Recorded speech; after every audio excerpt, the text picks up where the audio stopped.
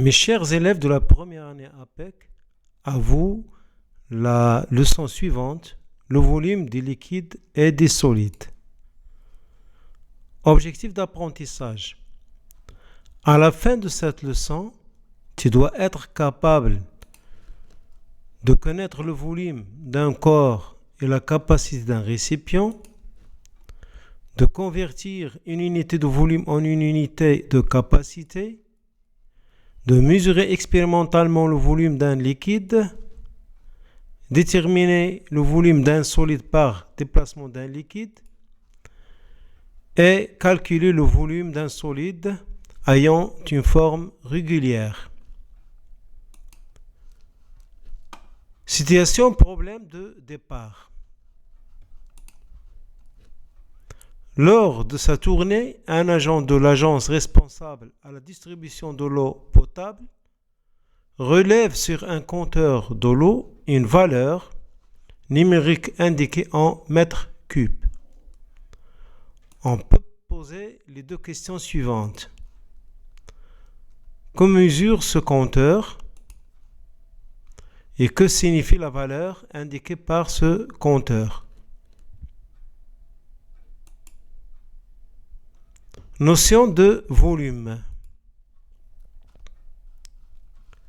Activité expérimentale.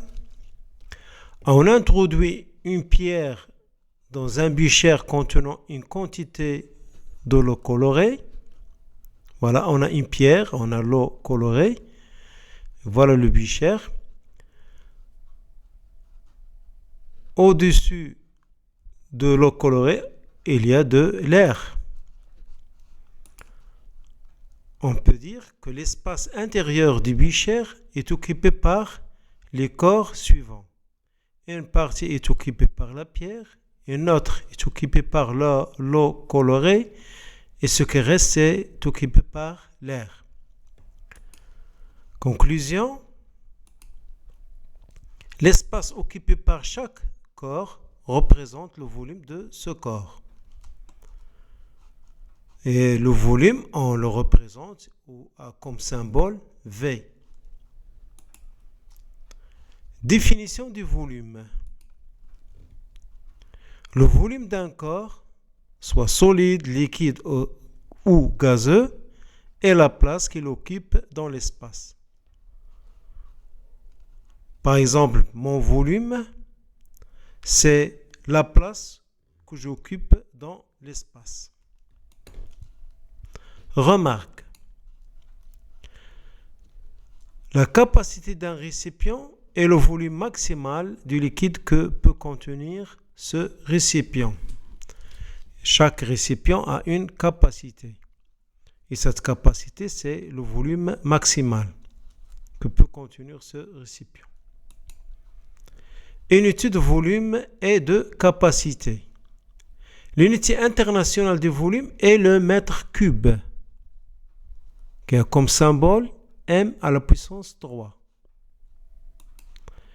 Et l'unité de capacité la plus utilisée est le litre, qui a comme symbole L minuscule. On peut passer d'une unité à l'autre à l'aide de ce tableau. On a les unités de volume comme mètre cube, qui a comme ce multiple décimètre cube et centimètre cube. Et on peut placer les unités de capacité. Et on sait bien qu'un litre égale 1 décimètre cube. Donc la place du litre, c'est ici. Ici, il y aura les sauts multiples du litre. Ici, on a les multiples du litre. Et on a aussi 1 mètre cube égale 1000 litres. Mesure des volumes d'un liquide. Pour mesurer le volume d'un liquide, on utilise un récipient gradué, c'est-à-dire qui porte des gradations comme le becher, l'Erlenmeyer, verre à pied. Mais pour avoir un volume plus précis, c'est-à-dire pour plus de précision, on utilise l'éprouvette graduée. Et cette éprouvette graduée, elle est soit en verre ou en plastique. Les étapes de mesure du volume d'un liquide avec une éprouvette graduée. Voilà, on a une éprouvette graduée et on a un bichet contenant un liquide.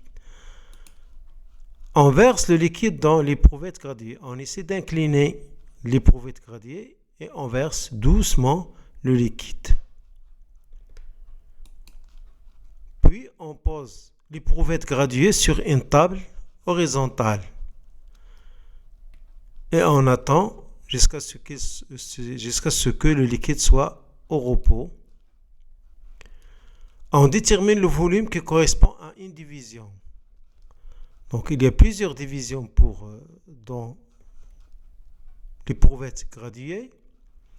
On va prendre une portion, c'est-à-dire du 20 jusqu'à 30. On a deux valeurs qui sont connues, 20 ml, 30 ml, et on a une division. Donc comment obtenir la valeur qui correspond à une division? On va prendre 30 ml moins 20 ml et on va diviser par 10. 10 ici c'est le nombre de divisions. On a 1, 2, 3, 4, 5, 6, 7, 8, 9 et 10. Donc on a 20 ml qui correspond 30 moins 20 c'est 10. Donc lorsqu'on prend, on a 10 ml qui correspond à 10 divisions. C'est-à-dire qu'on a 10 ml divisé par 10, ça va donner 1 ml. Donc chaque division pour 1 ml.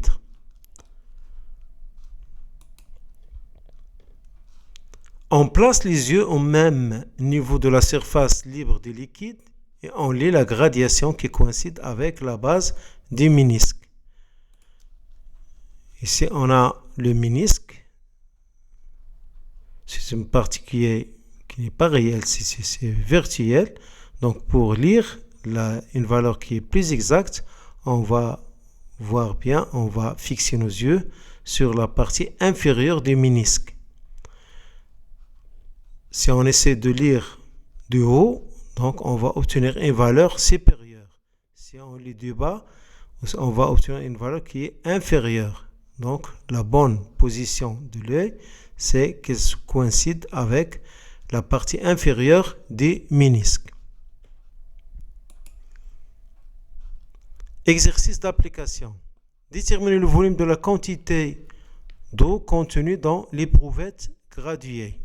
Voilà, on a une éprouvette graduée contenant une quantité d'eau. En premier lieu, on trouve la valeur qui correspond à une division. On va prendre deux valeurs connues comme 20 et 40 ml. On a des divisions entre ces deux valeurs. On écrit une division égale 40 ml moins 20 ml divisé par le nombre de divisions. Donc on va trouver qu'une division correspond à 2 ml.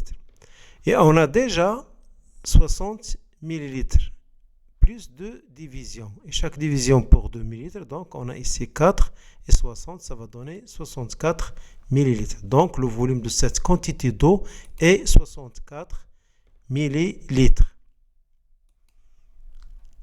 Détermination du volume d'un solide. On a deux façons pour trouver le volume d'un solide. On peut mesurer le volume d'un solide par la méthode du déplacement d'un liquide ou on le calcule par une formule mathématique s'il a une forme géométrique bien définie. La méthode de déplacement d'un liquide. Pour mesurer le volume d'un corps solide par cette méthode, on va utiliser une éprouvette graduée et un liquide. Il faut que le corps solide ne flotte pas sur le liquide choisi et qu'il soit ce corps solide soit insoluble dans ce liquide. C'est-à-dire, on ne peut pas choisir un solide comme le bois, avec l'eau. Et on ne peut pas aussi choisir par exemple le sel avec l'eau parce qu'il est soluble. Manipulation. On met un volume V1 de l'eau dans une éprouvette graduée, comme le montre cette figure. On a un solide de volume V, voilà, et l'éprouvette contenant V1, qui est le volume de liquide qui se trouve à l'intérieur de cette éprouvette. On va mettre ou introduire le solide dans le liquide qui est ici l'eau. Bien sûr, le niveau de l'eau va augmenter. Donc, on introduit le corps solide dans cette éprouvette graduée. L'eau atteint le niveau V2. V2, bien sûr, supérieur à V1. Qui est ce V2 qui est le volume des liquides et des solides. Le solide, son volume est inconnu. Par contre, le volume du liquide, il est connu, c'est V1. On déduit le volume du solide V égale V2 moins V1. Si on essaie de faire passer le V1 à l'autre côté, ça va donner V égale V2 moins V1. Et cette différence entre V2 et V1, la voilà. Selon le résultat obtenu, on a pour V1, on a ici entre 70 et 80, on a 70, donc c'est 70 millilitres. Et le niveau de l'eau dans la deuxième figure, il coïncide avec 90 millilitres. Donc, on a ici V1 et on a V2. Donc, V, c'est V2 moins V1 qui est 90 ml moins 70 ml. Ça va donner 20 ml. 20 ml, c'est le volume du solide qu'on a ici. Solide de forme régulière, c'est-à-dire qu'il a une forme simple, comme le cube, parallélépipède, rectangle, cylindre, une sphère. Le volume d'un solide de forme géométrique simple se mesure par déplacement de l'eau ou d'un liquide, bien sûr, comme on peut calculer ce volume par une formule mathématique. Le solide. On a les solides, voilà, j'ai déjà donné ces exemples, leur forme géométrique, et on a le volume. On commence par le cube. Voilà, on a un cube qui a arête. On a ici arête. Ils sont égales.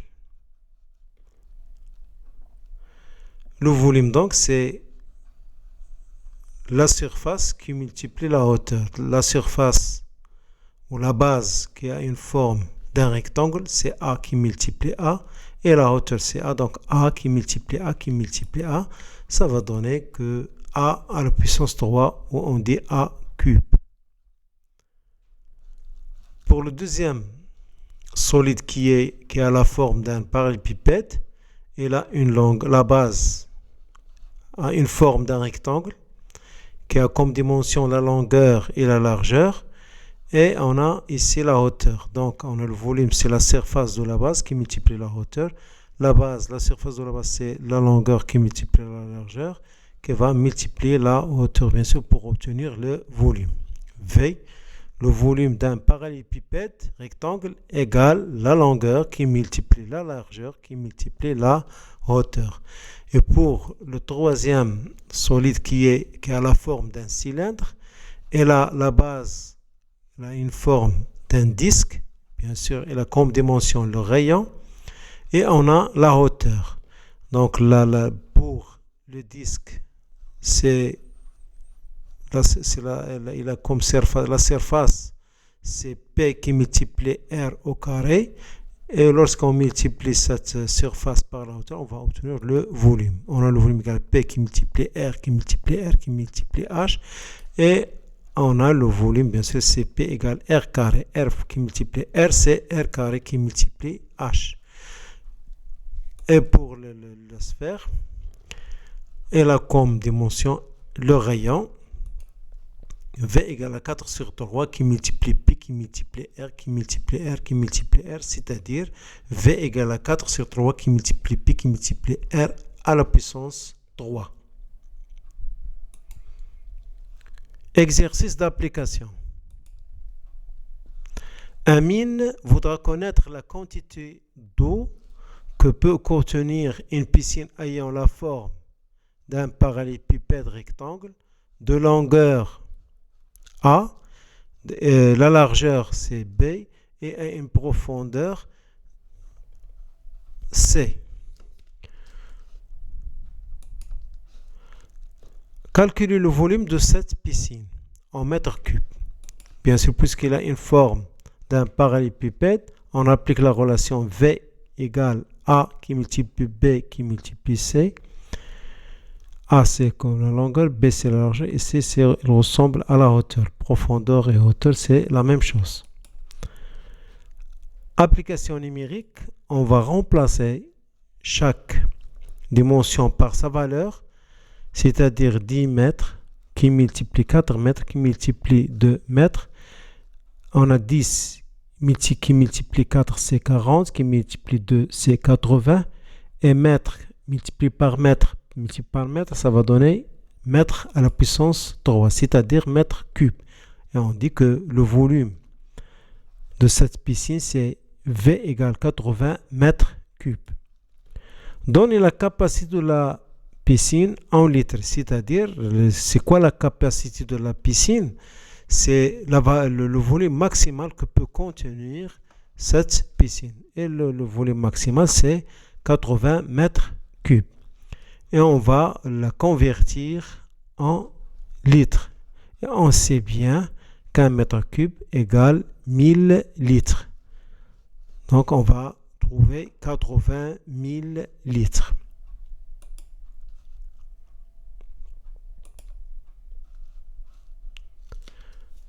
Fin de la leçon. J'espère bien que vous êtes capable de répondre aux questions posées au début de la leçon qui sont: que mesure le compteur de l'eau, que signifie la valeur indiquée par ce compteur, et déterminer bien sûr le volume des solides et des liquides.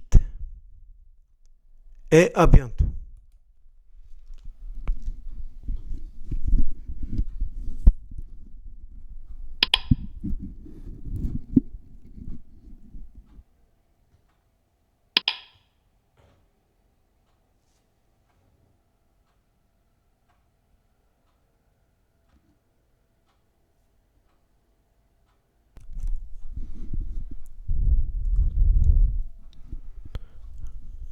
Donc c'est la fin de la leçon. J'espère bien que vous êtes capable de répondre aux questions posées au début de la leçon, qui sont: que mesure le compteur de l'eau, que signifie la valeur indiquée par ce compteur, et de déterminer le volume des liquides et des solides.